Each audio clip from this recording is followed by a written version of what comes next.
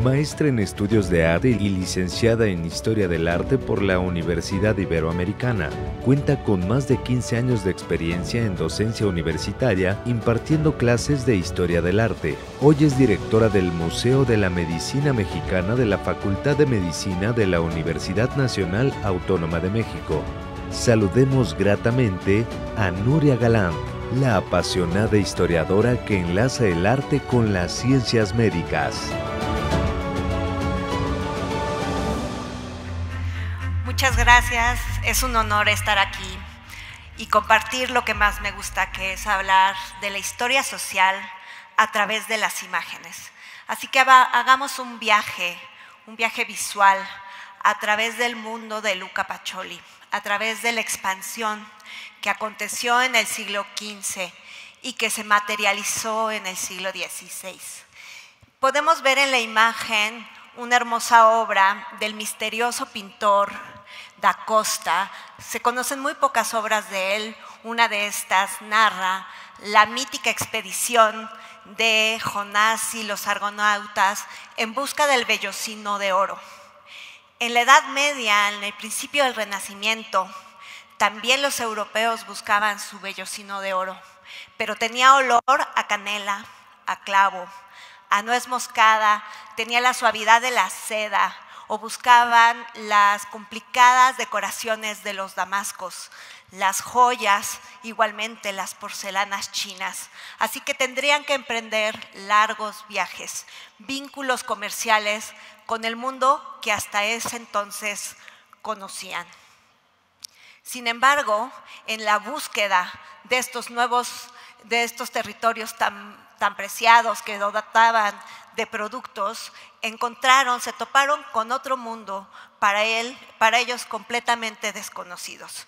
Aquí lo que podemos ver en esta imagen es uno de los primeros globos terráqueos, en donde ya muestra de manera amorfa lo que es la América, ¿no? Entonces lo que podemos ver es cómo ellos iban trazando ese mundo bajo su propia mirada, iban entendiendo aquello que se topaban con el contexto, con la cultura, con las imágenes que ellos conocían. Inclusive en este globo se puede encontrar una de las leyendas que aparecen en raros mapas que indican Ixun dracones. Aquí hay dragones. En algunos lugares lejanos lograban ver animales que no los conocían y de alguna manera los adaptaban a su propia mitología.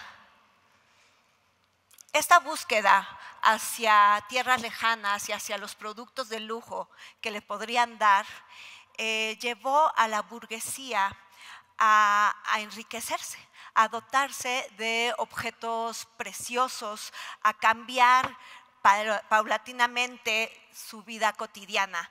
Lo que podemos observar aquí en esta imagen de Quintin Mastis, que de hecho hay una obra afuera expuesta, es la representación de un usurero. La usura era considerada un pecado, por lo tanto los cristianos más piadosos no podían dedicarse a esa práctica porque se creía que le quitaban el dinero a los que necesitaban y se enriquecían ellos, y eso estaba bajo el dogma cristiano prohibido. Así que esta actividad predominantemente la llevaba a cabo la comunidad judía. Sin embargo, en esta obra lo que podemos identificar es que ya hay un usurero cristiano. ¿Por qué? Porque está el usurero contando meticulosamente sus monedas mientras su esposa hojea un libro religioso dedicado a la Virgen. Sin embargo, su mirada no está en el libro, no está en las escrituras piadosas, sino está en el brillo de las monedas, en las perlas, en todos estos bienes materiales que van conformando la vida y transformando la manera de vivir y de entender el mundo. Aquí un detalle. Otro aspecto interesante de este cuadro es la técnica con la que está hecha. No sé si en algún momento han visto la pintura del Renacimiento italiana, predominantemente son frescos o pintura con la técnica del temple, que es diluir el pigmento en huevo. En este caso, en el norte de Europa se desarrolla una técnica conocida como el óleo. El óleo lo que hace es que diluye el pigmento en aceite. Ya existía desde antaño, sin embargo, es en el norte de Europa en donde se sistematiza su uso, haciendo que se seque más rápido, añadiéndole aceite de linaza. Por lo tanto, lo que puede tener esta pintura es la posibilidad de representar los objetos puntualmente, su materialidad, su belleza, su textura, y eso fomenta inclusive digamos que ese apego al lado material de la existencia humana. La propia técnica de la pintura promueve este gusto. Existía la idea de la salvación y muchas de las acciones estaban orientadas a salvar el alma, pero mientras eso sucedía en el ámbito terrenal, empezaban a mostrar cierto interés por los objetos.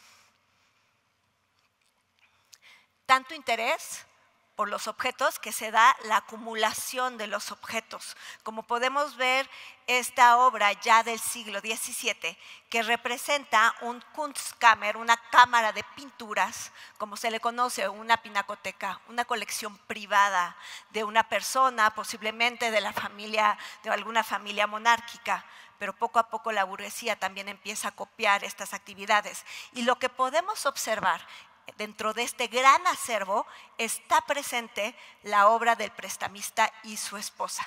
Se convierte en un bien, representa ese lado material de la vida y a la vez lo rectifica apareciendo en una de estas colecciones, en uno de estos cuadros, ¿no?, que nos hablan de esta posibilidad de la metapintura.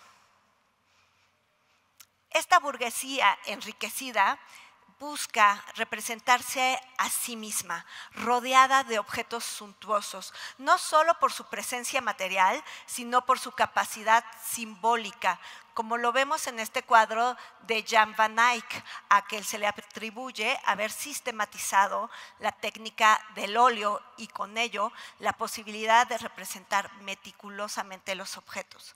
Podemos observar una pareja un tanto desabrida, por así decirlo, ¿no?, alargada, estilizada, en una actitud solemne, pero está al interior de un hogar propio de los Países Bajos de aquel entonces. Observemos bien los objetos que rodean a esta pareja. Por una parte vemos al fondo una cama con pesadas telas que son terciopelos que vienen de Oriente. También podemos observar un espejo. La industria del espejo se desarrolla fuertemente en Venecia. Esto está en los Países Bajos, así que habría que pensar que las rutas comerciales estaban establecidas y que si tú querías un espejo tendrías que traerlo de Venecia, o querrías un terciopelo, en un principio lo traerías de Oriente. Poco a poco observarías la técnica y podrías replicarlo localmente. Otro aspecto que nos llama la atención es la pesada vestimenta de Giovanna Cenami, que nos da la apariencia de que está embarazada. Sin embargo, si ustedes observan bien, es su vestido pesado el que ella levanta para mostrar un detalle interesante, que es este borde blanco. Este borde blanco está hecho de piel de ardilla, de una ardilla especial de pelaje rojiza que en su pechito lo tiene blanco. Entonces, lo que era apreciado era la blancura meramente de su pecho. Para que Giovanna Cenami tuviera ese vestimenta forrada de esa piel suntuosa, habría necesitado más de 1000 ardillas. Eso hoy en día pues se nos apachurra el corazón, mínimo a mí, pero en aquel entonces lo que significaba era riqueza, esa posibilidad de hacer aquello que es imposible y meramente usarlo de forro, porque ni siquiera se ve más que el borde. Nos hablan de la importancia de esta familia de origen italiano, afincado en el norte de Europa y que cumplía funciones mercantiles para la familia Medici, una de las más poderosas en aquel entonces. Otro objeto interesante que aparece al fondo es las naranjas. Las naranjas hoy en día, ¿no?, una fruta común, en aquel entonces en el norte de Europa era de lo más preciado porque provenía del sur de Europa, por eso está ahí en representación de estatus, pero también aludiendo a la fertilidad. El hecho de que el retrato esté hecho en una recámara, en la alcoba, con todos los objetos cotidianos, lo que está haciendo es legitimizando la unión de esta pareja y propiciando aparentemente la llegada de un niño, inclusive fomentando con la presencia de Giovanna con el vestido en el vientre. Perdón. Aquí podemos observar igualmente objetos que vienen desde lejos, como el tapete oriental, con estos patrones propios y que nos hablan de las rutas de mercado. Y otro aspecto interesante es el perrito, que yo les llamo perritos de ornato. En aquel entonces los perros cumplían una función, eran pastores, servían para la caza, la recolección, inclusive algunos se utilizaban para arar. El hecho de tener un perrito meramente de acompañamiento también era un acto de estatus. En este caso, en este retrato, igualmente significa la fidelidad. Y aquí entre nos, Giovanni Arnolfini no fue fiel. No fue fiel tanto que se sabe porque una de sus amantes lo demandó y públicamente fue expuesto a esta infidelidad, y pues de ahí que quede esta como naturaleza contradictoria, ¿no?, entre la legitimización de un matrimonio y el dato histórico, ¿no?, que en realidad él no le fue fiel como este perrito que acompañaba a su mujer. Pasemos al lado comercial. Hablamos de estas telas, de estos comercios que se establecen, que muchas veces no eran pacíficos. Se saben que estas rutas que se habían establecido desde tiempos inmemoriales, como la ruta de la seda, había como ciertos acuerdos comerciales entre el mundo árabe, los chinos, los europeos, en especial aquellos que tenían puertos en el Mediterráneo, hasta que en 1453 Constantinopla es tomada por los otomanos y entonces los demás europeos tienen que buscar nuevas rutas. Ahí es cuando surgen los holandeses que decían que no hay comercio sin guerra y no hay guerra sin comercio.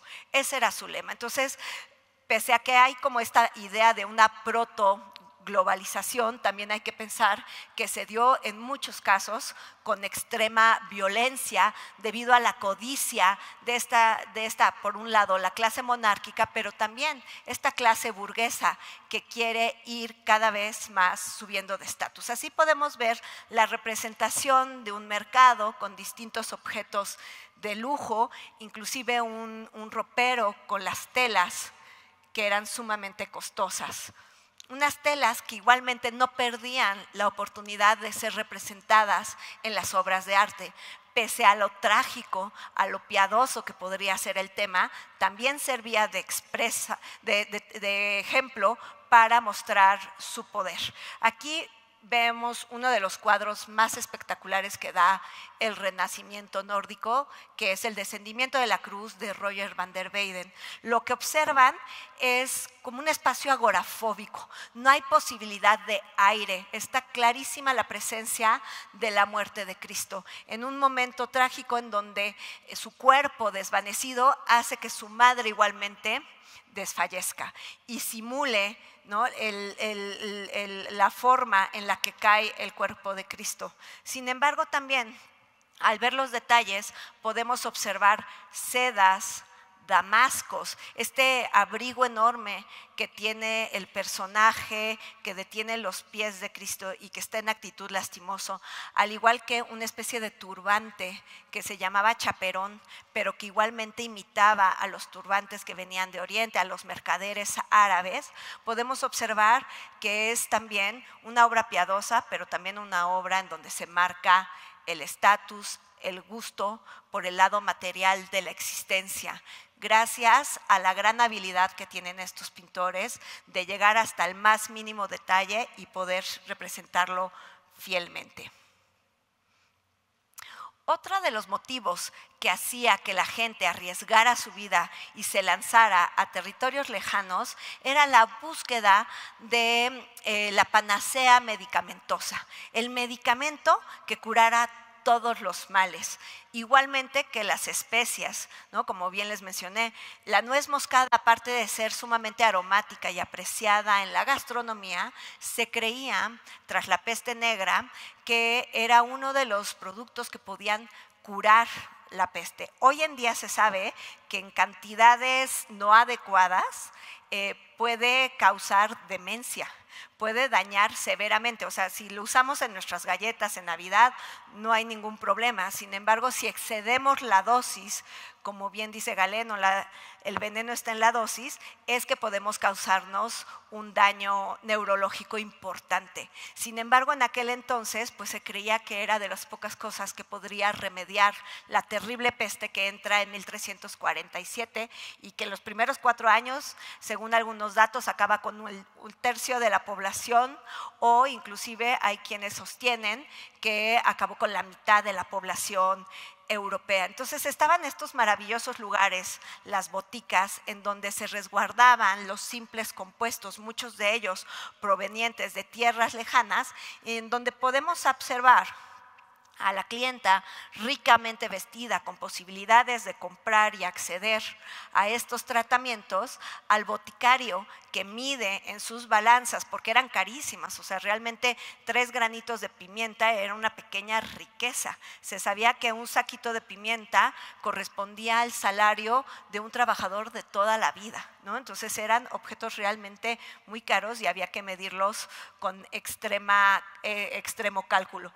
Pero también podemos ver esta capacidad crítica que ya tiene la mente del hombre renacentista, marcar las grandes diferencias. Quien trabaja en este mortero y quien está moliendo las especias y los medicamentos es un hombre que apenas está vestido, ¿no? Está todo raído, pobre, de semblante triste y miserable, en comparación con las ricas ropas que trae la clienta que está en la posibilidad de acceder a estos medicamentos. Uno de ellos, el más preciado, se creía que era el cuerno del unicornio, que era como la posibilidad de la vida eterna.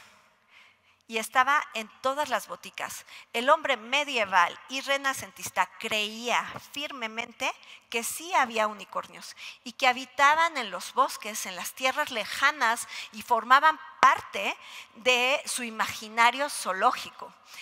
Como se puede ver en este fascinante tríptico del Bosco, que podemos observar que está partido en 3 escenas. La primera es la creación. La segunda puede ser esta vida terrenal llena de vicios y por ende el juicio final, ¿no? O los peores tormentos de las carnes. También hay otra teoría que dicen que es la creación de Adán y Eva, posteriormente la vida antes del diluvio, y la última escena, que tiene estas escenas infernales, hay quienes sostienen que es Sodoma y Gomorra, ¿no? En el momento en que Dios, enfurecido, cobra venganza y con su fuego limpia a la humanidad y posibilita a la humanidad a tener una segunda oportunidad. En realidad el Bosco no dejó escrito, no se sabe muy bien. Entonces eso es lo fascinante de la historia del arte, que siempre tiene esta posibilidad de narrar y regresar y volver a narrar de nuevo. Pero observemos bien la escena de la creación y miremos los animales que aparecen ahí. Vemos elefantes. Estamos hablando del norte de Europa. El Bosco jamás viajó a Italia, pero conocía la existencia de estos magníficos animales y que coexiste con un unicornio que está tomando agua junto con otros animalitos. Y otro animal que igualmente nos llama mucho la atención es la presencia de una jirafa albina. Entonces, realidad y fantasía están todas inmersas en el mismo imaginario de la mente del hombre del Renacimiento. Aquí otro detalle, por puro gozo, ¿no? Para ver estos cuerpos libertinos dejándose llevar por sus instintos, que mantienen la misma escala que los animales, que comen frutas con propiedades afrodisíacas, y la presencia, por ejemplo, de una figura de piel negra, que también nos habla de esta visión plural y de la introducción del otro bajo la mirada occidental. Perdón. En este bello tapiz se destaca la leyenda del unicornio, que decían que para poderlo capturar se necesitaba la presencia de bellas jóvenes vírgenes, ya que el unicornio sentía debilidad por ellas. Así que se les aproximaba, se les acercaba, se les sentaba en su regazo, como se puede ver en este hermoso tapiz, y una vez embelecido por la presencia de esta joven, los cazadores podían llegar, matarlo y quitarle el tan preciado cuerno. Otro aspecto interesante es que en este mismo tapiz francés lo que podemos ver es la presencia de changuitos, de felinos exóticos, ¿no? Nos hablan de estas rutas comerciales, de esta expansión que existe y del gusto por aquello que ellos desconocen y que tratan de codificar. Igualmente los tapices eran objetos realmente preciados. En la Edad Media llegaban a costar lo de un castillo. ¿Por qué? Porque estaban hechos con hilo ya sea de plata, de oro y también de la tan preciada seda, y extendían, ¿no?, su formato para cubrir los fríos muros de las fortalezas, ¿no?, y dar un poco de confort en sus hogares. Así que Marco Polo va al viaje unos siglos antes, ¿no?, de lo que estamos hablando. Y cuando él narra la presencia de un unicornio, dicen, pues lo que a mí me habían contado del unicornio, este ser apacible y bondadoso, con cierta debilidad ante las vírgenes, pues no. El unicornio que yo vi es bastante feo y desagradable. Tiene cara de cerdo, le gusta estar en el lodo y su cuerno no está hecho de hueso, está hecho de pelo. Es así como él describe al rinoceronte que observa en Sumatra, pero como él no tiene los códigos, el único código que tiene es lo que conoce, que es el unicornio, aunque sea fantástico, ellos lo daban por cierto, y es así como narra este majestuoso animal. En 1515, Alberto Durero tampoco conoce el rinoceronte, un rinoceronte que llega desde la India hasta Portugal, y que posteriormente el rey de Portugal decide dárselo en regalo al Papa y lo manda en un barco. Por desgracia, este hermoso animal se hunde el barco y él estaba encadenado, así que no puede salvar su vida. Y lo que nos queda de él es esta imagen maravillosa de Alberto Durero, que con base a las descripciones que él escucha de ese animal que andaba en Portugal, es que logra hacer esta, que es uno de los grabados más populares y que en su época se vendió, y que él pues amasó una gran fortuna simplemente vendiendo las imágenes. Esto también hay que destacar el principio de la imprenta, ¿no? La gran posibilidad de difundir aquello que observamos, que entendemos, mediante los libros, mediante los grabados, como puede ser el de Albrecht Durero.